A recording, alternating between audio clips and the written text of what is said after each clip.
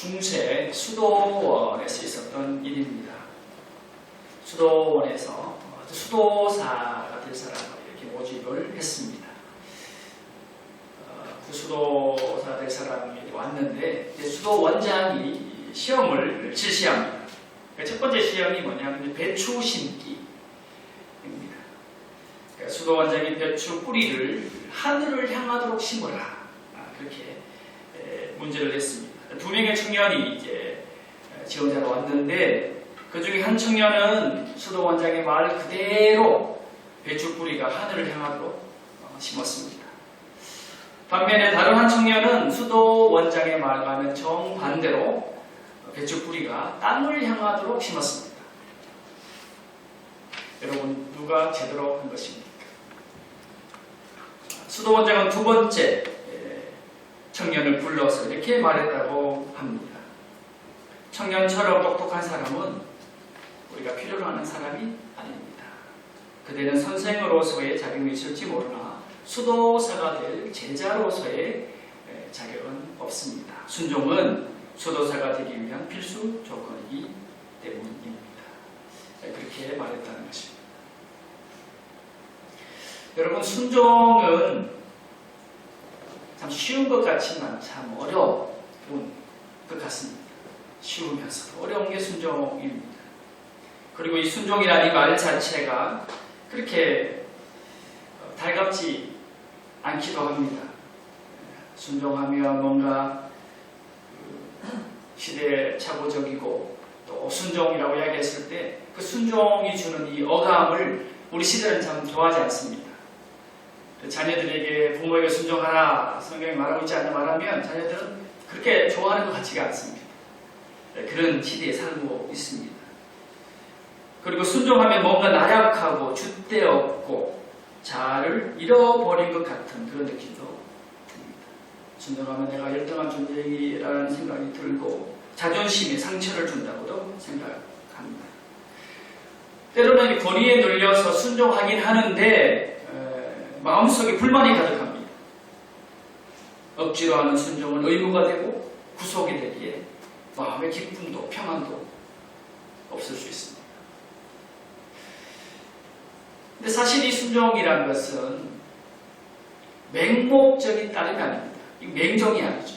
순종은 어떤 의미에서는 순종의 대상에 대한 분명한 신뢰와 바탕이 있기 때문에 하는 것입니다. 때로 우리 사이비단 집단에서 어떤 이론을 내어놓고 강요하지 않습니다.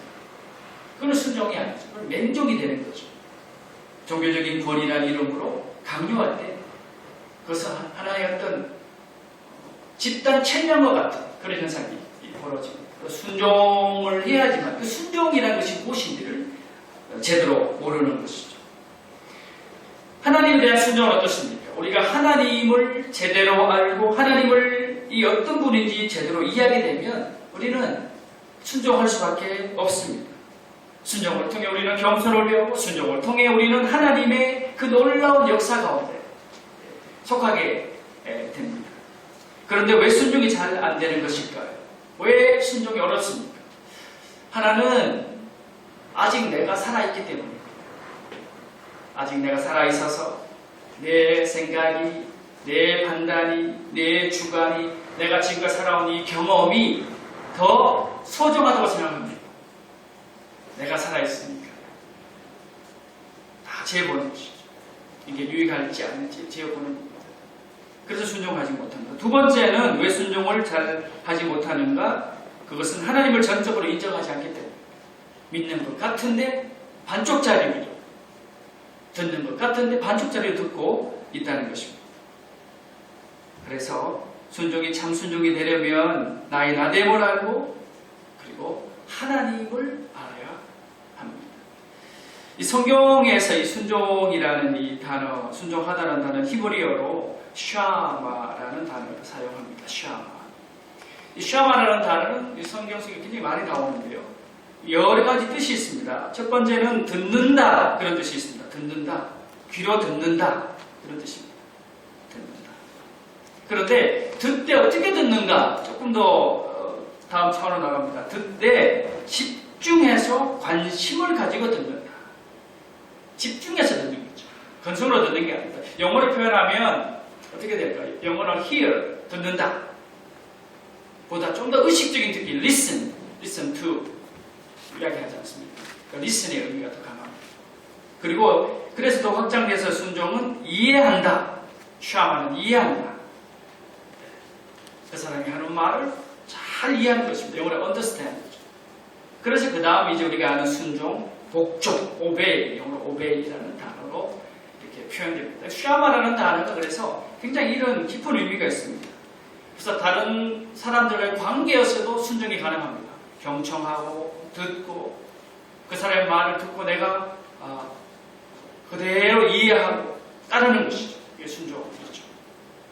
주로 우리가 연장자에게 순종하기도 하지만 때로는 우리는 자녀들의 목소리도 이렇게 귀 기울일 필요가 있습니다. 그들 안에도 지혜가 있고 그리고 배울 것이 있기 때문이죠. 그리고 특별히 하나님과의 관계에서는 어떻습니까? 하나님의 말씀을 청종하고 그대로 따르는 것이 얼마나 소중한지 모릅니다. 그러니까 위클리프 성경 번역회 소속 중에 있는 이 선교사 한 분이 남미에 선교사를 나갔습니다. 이제 위클리프 소속이니까 이제 그 남미의 원주민의 그 삶을 함께 살면서 영어로 그 부족 언어로 성경을 번역을 하는데요. 번역을 하다 보니까 이 순종이라는 단어가 성경에 계속 나오는데 이걸 어떻게 번역할까? 그 원주민 언어로 말이죠. 그게 어려운 거예요. 근데 이제 어느 날 어떤 아버지가 아들을 불러서 막 이야기를 합니다. 이야기를 하는데 그 원주민 언어로 네가 내 말을 잘 들어야 한다. 그러면서 내 모든 마음으로 그런 이야기를 강조하는 거죠. 내 모든 마음으로. 그러면서 덧붙이기를 내 마음을 나누지 말아라. 내 마음을 나누지 말아라. 그래서 이 선교사님이 순종을 이렇게 길게 번역했다고 해요. 들어보십시오. 마음을 나누지 않고 모든 마음으로 따라가는 것이다. 순종은 마음이 나누지만 안 돼요. 마음을 나누지 않고 모든 마음으로 따라가는 거예요.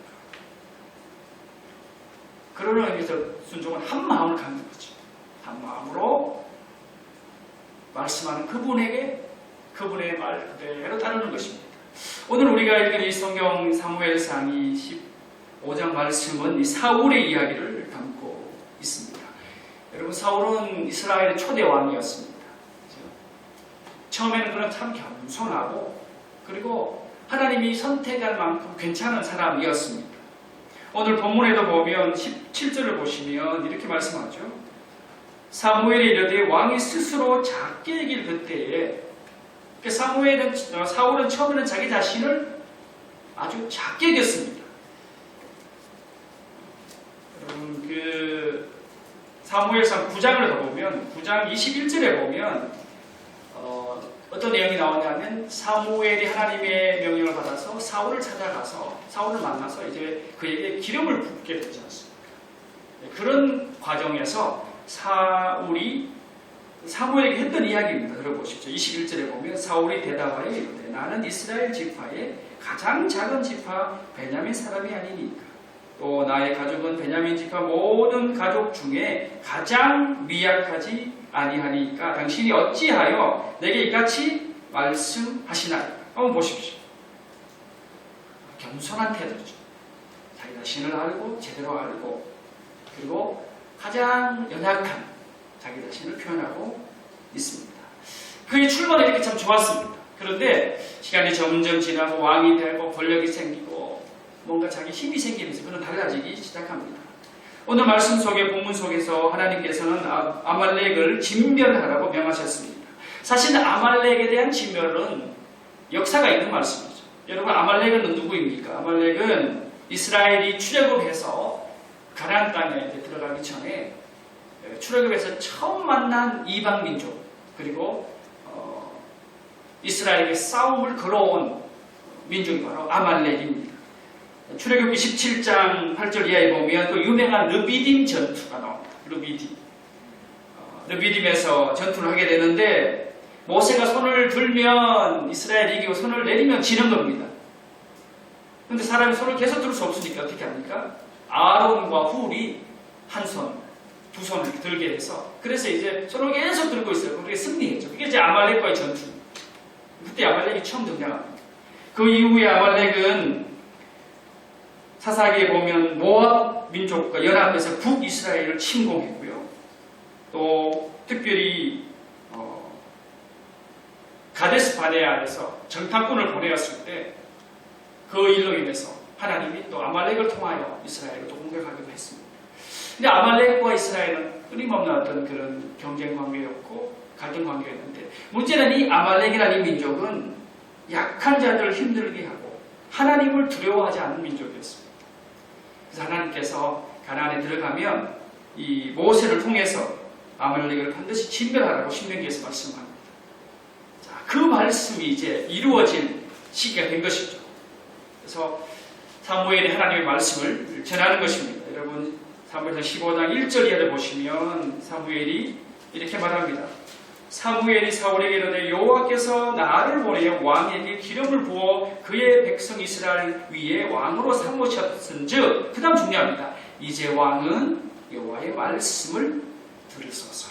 이 들으소서 이게 샤마예요. 들으소서. 순종하셔야 합니다. 이렇게 말합니다. 그러면서 구체적으로 어떻게 해야 될지 알려줍니다. 아말렉을 왜 진멸해야 되는지 애굽에서 나올 때 길에서 대적한 일로 내가 그들을 벌한다. 오늘 본문에 보면 죄인 아말렉 그런 표현입니다. 그렇게 명시되어 있습니다. 그래서 아말렉을 치되 사무엘상 15장 3절에 보면 그들의 모든 소유를 남기지 말고 진멸하라. 남녀, 소아, 젖먹는 아이, 우양, 낙타, 나귀를. 참 어떻게 보면 굉장히 지나치다는 생각이 들지만 하나님이 이렇게 하신 의도가 있으셨죠. 악한 아말렉의 그 영향권 안에서 그들이 섬기는 이방신으로부터 이스라엘을 보호하기 위해서 이런 극단적인 어떤 의미에서는 굉장히 표본적인 하나님의 사랑이시지만 공의로 다스리는 분이시기에 이런 명령을 하신 것입니다. 그런데 사울은 어떻게 합니까? 하나님의 말씀을 듣기는 합니다. 듣습니다. 그런데 경청하지 않습니다. 그의 마음이 나누어져 있습니다. 사무엘이 찾아와서 아말렉을 진멸하자는 그 사울의 이야기를 하지 않습니다. 19절에 보면 어찌하여 왕이 여호와의 말씀을 청종하지 아니했습니까? 왜 하나님의 말씀을 이게 청종이라는 단어도 샤마 같은 단어입니다. 왜 듣지 않으셨습니까? 왜 순종 안 하셨습니까? 왜 악하게 이기는 것을 행하셨습니까? 그랬을 때 사울은 어떻게 대답합니까? 그런 변명을 합니다. 20절에 보면 내가 하나님의 목소리를 청종했다. 아말렉 사람을 진멸했다. 이 반쪽짜리의 지시이죠. 그러면서 어떤 변명을 합니까? 21절 다만 백성이 그 마땅히 멸할 것 중에서 가장 좋은 것으로 길갈에서 당신의 하나님 여호와께 제사하려고 양과 소를 끌어왔나이다. 그렇게 말합니다. 다시 말하면 진멸하지 않은 것은 그 좋은 전리품을 하나님께 드린다. 그런 어떤 일종의 자기 합리화를 하는 거죠. 그럴싸한 변명처럼 보입니다. 그러면 이제 이 사무엘이 듣고 그랬냐고 인정해 줄 수도 있을 것 같은데요. 그러나 이때 사무엘은 단호합니다. 한번 들어보십시오. 22절 너무나 잘 아는 말씀이죠. 사무엘이 이르되 여호와께서 번제와 다른 제사를 그의 목소리를 청종하는 것을 좋아하신 같이 좋아하시겠나이까. 순종이 제사보다 낫고 듣는 것이 순양의 기름보다 나으니. 무슨 이야기입니까? 이 번제와 다른 제사가 불필요하다는 것입니까? 그렇지 않죠. 그것도 수호중이에요. 그렇죠? 하나님이 그런 율법을 주셨어요. 번제를 통해서, 제물을 통해서 자신을 거룩하게 하고 죄를 속하고 아주 아름다운 것입니다. 그러나 더 중요한 것이 있다는 거죠. 더 우선적인 것이 있다는 거죠. 그것은 뭐냐면 하나님의 목소리를 듣는 것이고 하나님의 말씀 앞에 순종하는 것입니다. 순종이 제사보다 낫다. 이 말씀은 이후에 구약의 다른 예언자들을 통해서 계속 반복됩니다. 여러분 예언서를 쭉 읽어보십시오. 예레미야에게 하나님 뭐라고 그랬습니까? 번제와 희생제물보다 하나님의 목소리를 청종하라고 끊임없이 이야기합니다. 그 외에 이사야, 호세야, 아모스, 미가, 스가랴 대부분의 이스라엘 선지자들에게 하나님의 말씀을 청종하는 것이 겉으로 드러나는 형식적인 예배보다 더 중요하다. 그렇게 강조하고 있습니다. 우선순위의 문제입니다. 우선순위. 자, 그럼 여러분, 왜 사울은 불순종했겠습니까? 왜 사울은 하나님의 말씀을 듣지 않았을까요? 두 가지 이유를 저는 오늘 말씀 속에 발견합니다. 하나는 그는 백성들의 목소리와 평가를 더 의식했습니다. 하나님의 말씀보다 백성들이 더 그의 평가의 대상이었습니다. 여러분 24절을 보십시오. 사울이 사무엘에게 이르되 내가 범죄하였나이다. 내가 여호와의 명령과 당신의 말씀을 어긴 것은 내가 백성을 두려워하여 그들의 말을 청종하였습니다. 백성들의 인기, 백성들의 어떤 그런 평가, 그걸 더 귀 기울여 들은 것이죠. 하나님의 말씀보다 백성들 소리에 더 민감했던 것입니다. 저는 이제 목회자로 이제 사역을 하면서 이 목회자가 된다는 것이 목회자의 사명이 무엇인가? 하나님 맡겨주신 양무리를 잘 돌보고 푸른 초장으로 쉼하는 물가로 인도하고 또 사랑하고 기도하고 그런 많은 일들이 있습니다. 그러나 가장 중요한 것은 결국 하나님이 원하신 걸 하는 거였죠. 하나님의 뜻을 이루는 것이 때는 그것이 교인들의 어떤 관심과 바람과 좀 다를지라도 단호하게 하나님이 원하신다면 어떤 상황이라도 그 하나님의 말씀 안에 거해야 되는 것이 바로 목회자라는 생각이 듭니다. 제가 참 좋아하는 말씀이 갈라디아서 1장 10절인데요. 이 말씀은 이렇게 이야기합니다. 이제 내가 사람들에게 좋게 하랴, 하나님께 좋게 하랴, 사람들에게 기쁨을 구하랴. 내가 지금까지 사람들의 기쁨을 구하였다면 그리스도의 종이 아니니라. 이게 이 바울의 목회 철학입니다. 내가 사람들에게 좋게 하랴, 하나님께 좋게 하랴, 사람들에게 기쁨을 구하랴. 나는 사람들의 종이 아니라 그리스도의 종이다. 결정적인 순간에는 하나님을 기쁘게 하는 거죠. 그러니까 제가 여러분 목회하면서 혹시 여러분에게 어떤 고민을 하고 할 때 여러분 하나님께서 원하시는 것, 물론 저도 실수할 수 있고 부족하지만 그러나 정말 하나님의 뜻이 무엇인지 마치 오늘 말씀에 나오는 이 사무엘처럼 분명하게 주님의 말씀을 전달하는 것이죠. 때로 여러분이 속상하시더라도 그래서 하나님이 주시는 말씀이라면 들을 수 있는 믿음이 있기를 원합니다. 두 번째, 왜 사울은 불순종했습니까? 그것은 하나님의 말씀을 경홀히 여겼기 때문입니다. 그는 하나님의 말씀을 경홀히 여깁니다. 23절 한번 보십시오. 이는 거역하는 것은 점치는 죄와 같고 완고한 것은 사신 우상에게 절하는 죄와 같습니다. 왕이 여호와의 말씀을 버렸으므로 여호와께서도 왕을 버려 왕이 되지 못하게 하십니다. 하나님을 거역하는 것은 점치는 죄와 같다. 하나님 앞에 완고한 것은 마치 우상에게 절하는 죄와 같다. 참 놀라운 엄청난 말씀입니다. 하나님 앞에 순종하지 않는 것이 더 자기가 소중하게 있고 더 중요하게 여기는 것에 몰두한다는 의미이기 때문에 그것은 우상 숭배다 이렇게 말씀하는 거죠. 그래서 이 여호와의 말씀을 사울이 버렸습니다. 하나님께서 왕을 버립니다. 결국은 하나님이 버리신 게 아니라 사울 자신의 스스로 자초한 것이죠. 선악과 사건도 우리가 알지 않습니까? 하나님이 하지 말라고 했잖아요. 근데 아담과 하와가 보니까, 특히 하와가 보니까 먹음직하고 보암직하고 너무 좋은 거예요. 먹기에 탐스러우니까 안 먹은 거예요. 또 먹고 자기 혼자만 먹지 있고 남편한테도 줍니다. 남편 먹고 죄가 시작된 거죠. 순종하지 않는 거죠. 거기서 더 좋아 보여요. 하나님의 말씀보다 더 탐스러워 보여요. 그게 우리의 인간의 문제입니다.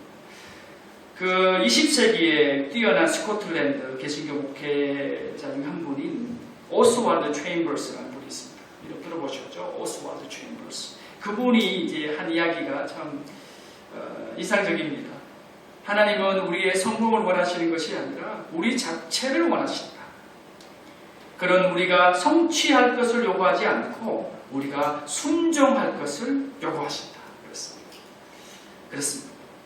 물론 세상의 성공, 출세 아주 좋죠. 그러나 그것보다 더 중요한 것은 우리 자신입니다. 우리 자신. 혹 성공하지 못하더라도, 혹 실패하더라도 우리가 하나님 앞에 속하기를 원하시는 것이죠. 우리가 뭔가 높은 이상을 갖고 비전을 갖고 꿈을 갖고 이런 것도 중요하지만 하나님은 그때그때 순간순간마다 우리가 아름다운 선택을 하고 아름다운 순종을 하기를 원하시는 것입니다. 그러면 어떻게 우리는 순종할 수 있겠습니까? 순종을 할 수 있는 그 순종의 출발점은 무엇일까? 이 칼 바르트라는 신학자가 이런 이야기를 했습니다. 저도 참 동기가 됩니다. 참된 순종은 오직 사랑 안에서만 일어날 수 있다. 참된 순종은 사랑 안에서만 일어납니다. 사랑할 때 순종이 가능하고요. 사랑하는 만큼 순종할 수 있습니다. 사랑으로 하는 것이기에 그 순종은 강요가 아닙니다. 자발적인 선택이고 자발적인 따름일 뿐입니다. 이게 바로 순종, 기독교적 순종에 놀라운 심리가 있습니다. 여러분, 아브라함의 순종을 한번 생각해 보십시오. 아브라함이 100세 얻은 아들 이삭, 얼마나 귀한 아들입니까? 그 아들을 하나님 어느 날 오셔서 바치라는 겁니다. 그랬을 때 아브라함은 어떻게 합니까? 저는 좀 상상을 해보면 아브라함이 거부할 수도 있었어요. 하나님 뭐 복이고 뭐고 다 좋지만 아들 못합니다. 불순종할 수 있었어요. 그죠? 그랬더라면 뭐 아브라함은 그저 그럭저럭 살았겠죠. 믿음이 세상에 되기 힘들었겠죠. 근데 이제 아브라함은 그 하나님의 그 말씀 앞에 어떻게 합니까? 하나님에 대한 기본적인 신뢰가 있었어요. 그죠? 그를 불러내신 하나님, 100세의 아들을 주신 하나님, 그러므로 이 하나님의 이 명령도 분명히 이유가 있을 것이라는 그 자기 확신이 있었고, 특히 하나님에 대한 사랑이 있었습니다. 하나님이 이런 명령을 하실 때는 분명히 까닭이 있다. 그러므로 그는 그 하나님 앞에 겸손히 나가는 것입니다. 아침 일찍 일어나서 아들과 함께 종을 데리고 모래산으로 가는 겁니다. 순종을 선택한 것입니다. 강요당한 것이 아닙니다. 거부할 수 있었습니다. 그러나 그는 하나님을 알았기에 그 말씀에 그대로 따르는 것이죠. 하나님께서 창세기 22장 1절에 보면 아브라함을 시험하셨다고 했습니다. 하나님의 시험이었어요. 정말 이 아브라함이 과연 나를 얼마나 신뢰하는가를 시험하셨어요. 그럴 때 그 아브라함 그 시험을 멋지게 통과한 것입니다. 자, 여기에 순종에 놀라운 세계가 있습니다. 여러분, 순종은 결코 그냥 이루어지지 않습니다. 때로는 나의 인생 전체를 걸고 결단해야 하는 순간도 있습니다. 그럴 때 여러분 어떤 선택을 하고 어떤 순종을 할 것입니까? 깊이 생각해야 할 것입니다. 하나님은 결코 우리에게 순종을 강요하지 않습니다. 우리의 선택만 있으면 것이죠. 그러나 그 선택의 결과는 우리 책임입니다. 그리고 순종하는 사람에는 놀라운 은혜와 보상이 있습니다. 모세가 이스라엘 백성들을 불러 모아놓고 이야기하지 않습니다. 너희는 생명을 택하라. 생명을 택하라. 신명기 30장에 보면 생명을 택하라. 내 하나님 여호와를 사랑하고 그의 말씀을 청종하며 또 그를 의지하라. 신명기 30장 20절. 여기 보면 그 말씀을 청종하며, 이게 바로 순종이죠. 순종. 하나님의 순종, 하나님의 말씀을 듣고 그 말씀을 순종하며 그 생명을 택하라. 그는 그렇게 말합니다. 그렇게 할 때에 내 자손이 살 것이다. 하나님이 복 주실 것이다. 그렇게 말씀합니다. 사랑하는 여러분, 지상 최대의 순종은 무엇입니까? 그것은 바로 예수 그리스도의 순종. 우리는 지금 사순절을 보내고 있습니다. 예수 그리스도 그분. 십자가를 지는 순종이 없었다면 인류의 구원은 없었을 것입니다. 예수 그리스도께서 자기를 낮추시고 죽기까지 복종하셨습니다. 그래서 그분을 믿는 자가 영원한 생명을 얻고 하나님의 자녀가 되는 놀라운 복이 있었습니다. 우리는 얼마나 하나님께 순종하고 있습니까? 사울 왕이 범했던 이 불순종의 삶, 우리는 매일 살아가고 있지는 않습니까? 눈에 보이는 물질, 사람들의 평판, 세상적인 인기, 친구들의 이목에 현혹되어서 하나님을 외면하고 있지는 않습니까? 기억하십시오. 순종은 결단입니다. 사랑의 결단입니다. 결단인데 강요로 인한 결단이 아니라 사랑으로 말미암은 결단. 바로 그게 순종의 아름다움이 있습니다. 저는 말씀을 준비하면서 보네퍼, 디트리 보네퍼라는 분이 독일의 신학자이고 또 당시에 나치 시대 때 정말 바른 이야기예요. 결국 그것 때문에 나중에 이제 세상을 일찍 떠나게 되었습니다. 그가 쓴 글은 지금까지 우리에게 큰 감동을 주는데, 특별히 순종과 관련해서 저는 이 이야기가 참 제 마음을 찔렀습니다. 수백 번의 설교보다 한 번의 순종이 낫다. 매주 설교하는데 설교하는 것보다 더 중요한 것은 그 말씀 제가 설교한 이 말씀대로 이 목회자가 사는 거죠. 100번 설교를 하는 것보다 한 번의 순종이 더 낫다는 것이죠. 100% 동의합니다. 그래서 내가 하나님 앞에 정말 순종하고 있는가? 하나님의 말씀을 귀를 기울이고 그 뜻대로 살아가기로 결단하고 있는가? 사랑의 선택을 하고 있는가? 제 자신을 들어보았습니다. 그 청교도 목회자 중에 존 트랩이라는 분이 있는데 그분이 이런 이야기를 했습니다. 저는 이 이야기를 읽고 웃음이 나옵니다. 현명한 아내는 순종함으로 남편을 지배한다.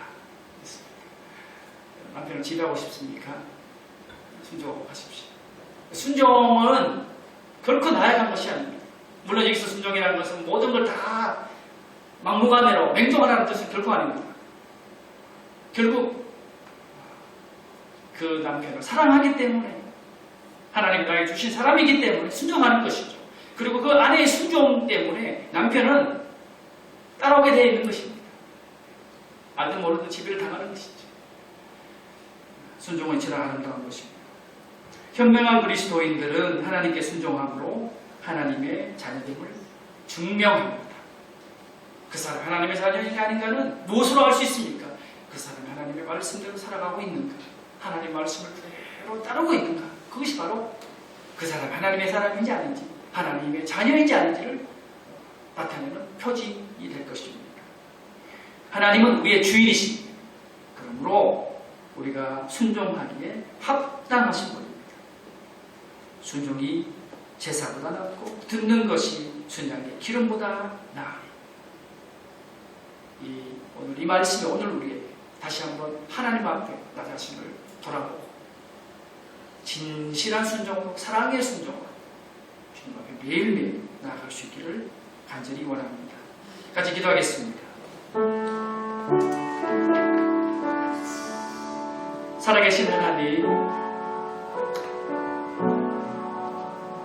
우리의 삶에는 참된 순종이 결여되어 있습니다. 주님을 따른다고 하지만 나의 생각과 나의 판단을 먼저 앞세웁니다.